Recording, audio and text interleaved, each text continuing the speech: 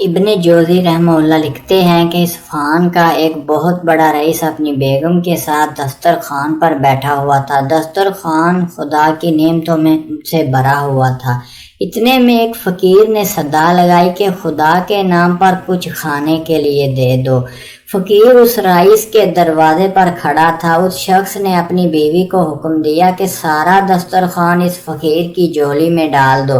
بیوی نے اس کے حکم کی تعمیل کی۔ جس وقت اس نے فقیر کا چہرہ دیکھا تو دھاڑے مار کر رونے لگی۔ اس کے شوہر نے اس سے پوچھا، جی بیگم آپ کو کیا ہوا؟ بیوی نے بتایا کہ جو شخص فقیر بن کر ہمارے گھر کے دروازے پر دستک دے رہا تھا وہ چند سال پہلے اس شہر کا سب سے بڑا مالدار اور ہماری کوٹھی کا مالک اور میرا سابق شوہر تھا۔ چند سال پہلے کی بات ہے کہ ہم دسترخوان پر ایسے ہی بیٹھے کھانا کھا رہے تھے جیسا کہ آج کھا رہے ہیں۔ اتنے میں ایک فقیر نے صدا لگائی کہ میں 2 دن سے بھوکا ہوں، خدا کے نام پر کھانا دے دو۔ یہ شخص دسترخوان سے اٹھا اور اس فقیر کی اس قدر پٹائی کی کہ اسے لہو لہان کر دیا۔ نہ جانے اس فقیر نے کیا بد دعا دی کہ اس کے حالات بد سے بدتر ہو گئے۔ سارا کاروبار ٹھپ ہو گیا اور وہ شخص فقیر کلاش ہو گیا۔ اس نے مجھے بھی طلاق دے دی۔ اس کے چند سال گزرنے کے بعد میں آپ کی زوجیت میں آ گئی۔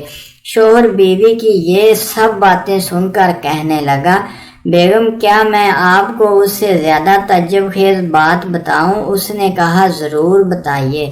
شوہر کہنے لگا، جس فقیر کی آپ کے سابق شوہر نے پٹائی کی تھی وہ کوئی دوسرا نہیں بلکہ میں ہی تھا۔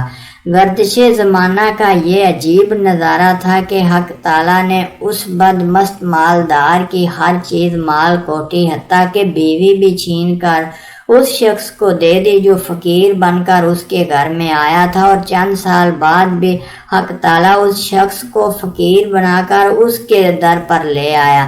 یقیناً حق تعالیٰ ہر چیز پر قادر ہے۔ تاریخ ایسے سبق آموز واقعات سے بھری پڑی ہے، شرط ہے کہ انسان اسے عبرت پکڑے۔ اگر آپ کو ویڈیو اچھی لگے نا تو پلیز چینل کو ضرور سبسکرائب کر دیجئے۔ شکریہ۔